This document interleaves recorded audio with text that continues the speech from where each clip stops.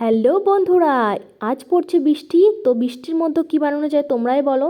আমি আর তোমরা আর কি বলবা। আমি ভেবে নিয়েছিলাম যে তখন বৃষ্টি ভয়ের সন্ধ্যাতে পেঁয়াজি আর দুধ চা করলে কেমন হয়। তো পেঁয়াজি বানানোর জন্য আমি প্রথমে পেঁয়াজগুলোকে সুন্দরভাবে কুচিয়ে নিয়েছি, সাথে লঙ্কাগুলোকেও কুচিয়ে নিয়েছি। তারপরে একটু বেসন দিয়েছি, একটু কালো জিরে, স্বাদের জন্য নুন, হলুদ, লঙ্কার গুঁড়ো আর ক্রিস্পির জন্য একটুখানি সুজি দিয়েছি।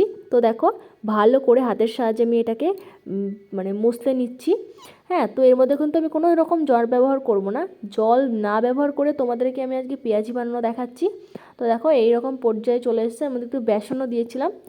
তো দেখো, আমার ব্যাটার রেডি হয়ে গেছে।